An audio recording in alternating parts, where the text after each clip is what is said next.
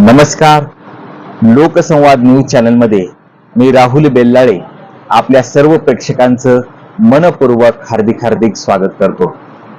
आजला संवाद पहा लोकसंवाद या विशेष कार्यक्रमामध्ये आज जो आपण विषय घेतलेला आहे तो विषय आहे मराठी पुढे सरकार नमलं. विषयाचं नाव आहे मराठी पुढे सरकार नमलं. या विषयाची प्रास्ताविका करत असताना आम्हाला आवर्जून सांगावं लागतं की मराठी भाषा ही अनेक वर्षापासून या महाराष्ट्राला मराठीनं आपलं वेगळं प्रभुत्व दिलेलं आहे आणि हे प्रभुत्व कोणाकडून आलं असं जेव्हा प्रश्न पडतो तर आमच्या थोर साधू संतांकडून हे मराठीचं प्रभुत्व प्रत्येकाच्या मन अधिराज्यावर बिंबवलेलं आहे हे म्हटलं तर चुकीचं होणार नाही. कारण संत ज्ञानेश्वरापासून संत तुकाराम महाराजांपासून संत जनाबाईपासून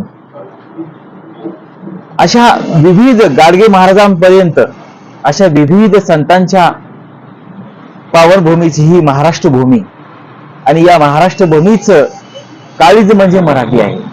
या मराठीचं वैभव म्हणजे मराठी आहे आणि मराठी ही अस्मिता प्रत्येकाच्या मन अधिराज्यावर तेवत आजही आहे. मराठीचा गौरवशाली इतिहास आहे. मराठीची नवी पार्श्वभूमी पुढे पुढे येत असते आणि साहित्यातून विविध क्षेत्रातून मराठीचा संस्कार मराठी मानबिंदूंवर घडत असतो हे म्हटलं तर चुकीचं होणार नाही.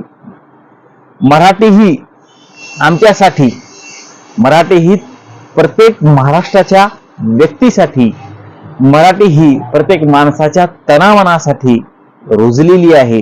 मराठी प्रती असलेलं घट्ट नातं महाराष्ट्रातला प्रत्येक माणूस जाणून आहे. मग अशा थोर साधू संतांच्या भूमिकांचा हा मराठीचा गौरवशाली इतिहास आमच्या पुढे असताना असं आम्हाला लक्षात येतं की हा मराठीवर हिंदीचा घाट घालण्याचा काय सरकारचं धोरण आहे असा आम्हाला जेव्हा प्रश्न पडतो तेव्हा मराठीचं अस्तित्व कमी करण्याचा हा घाट आहे का असं गांभीर्याने वाटते. कारण बालमनावर संस्कार होत असताना बालमनावर विचार सानिध्यतेचा प्रभाव मराठीचा पडत असताना हा हिंदीचा घाट कशा पायी हा एक प्रश्न या ठिकाणी उपस्थित होता. पण आज जी एक परिस्थिती तयार झालेली आहे ती परिस्थिती अशी आहे की इंग्लिश स्कूलमध्ये जे विद्यार्थी लहान जातात त्यांच्यावर हिंदी लादलेली जाते हे सुद्धा आवर्जून आपण लक्षात ठेवलं पाहिजे. हिंदी कशामुळे लादली जावी हा एक प्रश्न आहे आणि इंग्लिश स्कूलमध्ये सुद्धा मराठी शिकवणं क्रमप्राप्त ठरलं जावं असं एक म्हणणं अनेक विचारवंताचं अनेक अभ्यासकांचं येतंय. कारण इंग्लिश स्कूलमध्ये सातत्याने हिंदीचा प्रभाव पडत आहे आणि हिंदी ही लहान मुलं इंग्लिश स्कूलमध्ये असलेली बोलत आहेत हे सुद्धा आपण त्या हिंदीचं प्रभुत्व कशा पद्धतीनं त्या बालमनावर रुजवण्याचं काम होतंय हे सुद्धा आपण लक्षात घेतलं पाहिजे. मराठी सुद्धा इंग्लिश स्कूलमध्ये सक्तीची केली पाहिजे. मराठी हा विषय इंग्लिश स्कूलमध्ये सुद्धा सक्तीचा केला पाहिजे. मराठीमध्ये बोलली पाहिजे मराठी इंग्लिश स्कूलमध्ये सुद्धा. इंग्लिश मीडियम मध्ये असलेले विद्यार्थी सुद्धा मराठी आवर्जून बोलले पाहिजेत. हा घाट आम्ही घातला पाहिजे. आज हिंदी ही इंग्लिश स्कूलमध्ये कशा पायी शिकवली जाते? आमची मातृभाषा ही मराठी असताना इंग्लिश स्कूलमध्ये हिंदी का शिकवली जाते हा एक प्रश्न उभा टाकतोय. आज सरकारने विचारमंथन करूनच म्हणावे लागेल विचारमंथन करून जो हिंदी जी सक्ती किंवा त्याच्यामध्ये हिंदीला ऑप्शनल विषय दिलेले होते त्या सगळे विषय हिंदीचे आज सरकार मागे घेतोय. सरकार ते धोरण मागे सारले त्यावर समिती गठीत केलेली आहे आणि ती समिती गठीत करून त्याच्यावर अभ्यासक नेमून त्यावर निर्णय सरकार घेते. आज जो हा निर्णय शासनाने घेतलेला होता तो प्रत्येक मराठी मानबिंदूंवर, प्रत्येक मराठी अस्मितेवर, प्रत्येक मराठी विचार सानिध्यावर कुठेतरी आघात घडणारा ठरणार होता. म्हणून सबंध महाराष्ट्र मराठीसाठी पेटलेला दिसून आलेला आहे. आणि माननीय उद्धव ठाकरे साहेब असतील, माननीय राज ठाकरे साहेब असतील, यांनी 5 तारखेचं आंदोलन निश्चित केलं होतं. आणि या आंदोलनातून मराठी प्रेमींचा उद्रेक पाहायला शासनाला दिसणार होता. पण शासनानं हे सर्व ओळखून आणि देवेंद्र फडणवीस यांची चाणक्य नीती यातून दिसून आली हे म्हटलं तर चुकीचं होणार नाही. कारण परिस्थिती अनुरूप हा निर्णय देवेंद्र फडणवीस साहेबांनी घेतला असावा असं यातून दिसतंय. कारण मराठीचा मुद्दा जर महाराष्ट्रामध्ये मोठ्या प्रमाणात पुढे आला, मराठी माणूस एकवटला, तर सरकारला पुन्हा सरकारची नाचक्की होईल का? आणि त्या अगोदरच, या आंदोलनाच्या अगोदरच आपण मराठीचा हिंदी सक्तीचा आहे जो मुद्दा आहे हा थोडासा नमता घ्यावा किंवा खारिज करावा हे सरकारला वाटलेलं असावं. मग जर मराठीवर प्रेम महाराष्ट्रीयांचं एवढं असताना किंवा मराठी माणसाचा मानबिंदू असताना या अशी धोरणं सरकारची आखून सरकारला काय साध्य झालं? थोडीफार सरकारची यामध्ये 15 दिवसात आपला निर्णय बदलणं ही थोडीफार नाचक्कीच सरकारची झाली हे म्हटलं तर चुकीचं होणार नाही. कारण एखादा निर्णय 15 दिवसातच बदलणं हे सरकारला किती सोयीचं ठरलं हे प्रश्नचिन्ह तयार होते. आज मराठीचा मानबिंदू, मराठीची विचार संकल्पना ही पूर्णपणे महाराष्ट्राच्या मानबिंदूंवर साकारलेली आहेच. आणि मराठी साहित्यातून मराठी तेवढ ठेवणं, मराठीचं संवर्धन करणं, मराठीचं पूर्णपणे विस्तारीकरण करणं हा प्रत्येक माणसाचा मानबिंदू ठरला पाहिजे. कारण मराठी एक अशी भाषा आहे की हृदयाचा ठाव घेणारी मराठी भाषा आहे.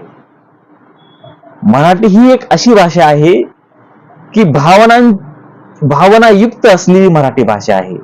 एखाद्या शब्दातून मराठी जेव्हा बोलली जाते त्यामध्ये भावना, संवेदना, आत्मीयता, प्रेम याचा सर्व मिलाप त्या मराठी भाषेमध्ये आहे. आणि यातूनच मराठी भाषेचं संवर्धन आणि संगोपन करणं हे प्रत्येक मराठीसाठी महत्वाचं आहे. मराठीचं आगळं वेगळं वलय आहे. मराठीचा एखादा शब्द मनाला भिंबवून जातो, इतकी हृदयस्पर्शी मराठी आमच्या मन अधिराज्यावर स्वीकार आहे. म्हणून मराठीबद्दलचं वेगळं प्रेम, मराठीबद्दलची आसक्ती ही आम्हाला वेळोवेळी मराठी बोलणाऱ्या भाषिकांमध्ये दिसून येते. म्हणून जो हा सरकारने घाट घातलेला होता, हा घाट मराठी भाषिकांनी उधळून लावलेला आहे हे म्हटलं तर चुकीचं होणार नाही. हा सर्वांचा आनंद आहे. जे सरकारने हा निर्णय मागे घेतला हा प्रत्येक मराठी बोलणाऱ्याचा हा सर्वोत्कृष्ट आनंद आहे. आणि मराठी ही तनामनाच्या मानबिंदूची पुन्हा एकदा खरी ठरली हे म्हणलं तर चुकीचं होणार नाही. आणि एक गौरवशाली महाराष्ट्राचा इतिहास, मराठी आणि महाराष्ट्रीयन संस्कृती, मी अगोदरच्या सुद्धा एका मुलाखतीमध्ये असं म्हणलं की मराठी आणि महाराष्ट्रीयन संस्कृती याचं एकत्रीकरण करणारी महाराष्ट्रीय संस्कृती आहे. म्हणजे संस्कृती विना मराठी नाही, मराठी विना संस्कृती नाही, असं एक वेगळं चित्र महाराष्ट्रीयन संस्कृतीचं आपल्याला पाहायला भेटतं. मराठी सण असतील, मराठी वेशभूषा असेल, मराठी गौरवशाली इतिहास असेल, सबंध मराठीचा हा परंपरागत आलेला वारसा हे जपणं तुमचं आमचं काम आहे. म्हणून मराठीचा हा गौरव आज पुन्हा एकदा पुढे आला हे म्हटलं तर चुकीचं ठरणार नाही. सरकारने जो हा निर्णय मागे घेतला त्याबद्दल सरकारचे सुद्धा धन्यवाद या ठिकाणी आम्ही व्यक्त करतो. कारण मराठी ही आमच्या तना मनाची मानसिकतेची, मराठी मानबिंदूची ठरली, हे सिद्ध झालेलं आहे. आपण लोकसंवाद न्यूज चॅनलला उदंड जो प्रतिसाद देत आहात त्याबद्दल आपल्या सर्वांचे मनपूर्वक धन्यवाद. आणि जे कोणी लोकसंवाद न्यूज चॅनल सबस्क्राईब करायला नसतील त्यांनी हा व्हिडिओ पाहत असताना त्या व्हिडिओच्या एका बाजूला सबस्क्राईब हे बटन असतं काळ्या लोगो मध्ये, आणि ते आपण सबस्क्राईब हे चिन्ह वर क्लिक करावं आणि आम्हाला बळ द्यावं, आम्हाला मोठी या सामाजिक राजकीय क्षेत्राचं विश्लेषण करत असताना ताकद निर्माण करून द्यावी. आणि हे लोकसंवाद न्यूज चॅनल प्रत्येक माणसासाठी, प्रत्येक मराठी माणसाच्या अस्मितेसाठी, विचारमंथन करण्यासाठी, प्रत्येकाला न्याय मिळवून देण्यासाठी सदैव तेवत राहील, हे मी या ठिकाणी प्रामुख्याने नमूद करून सांगतोय. आपण सर्वांनी जो हा लोकसंवाद न्यूज चॅनलला उदंड प्रतिसाद देत आहात, या चॅनलचा एक वेगळा आदर्श आपण निर्माण करून देणार आहोत. आणि म्हणूनच आपण प्रत्येकाची ही जी प्रतिसादाची भूमिका या चॅनलला पाहण्याची ठरत आहे, त्याबद्दल आपल्या सर्वांचे पुनश्च एकदा मनपूर्वक धन्यवाद. पाहत रहा लोकसंवाद न्यूज, बातमी तुमच्या अस्मितेची. धन्यवाद.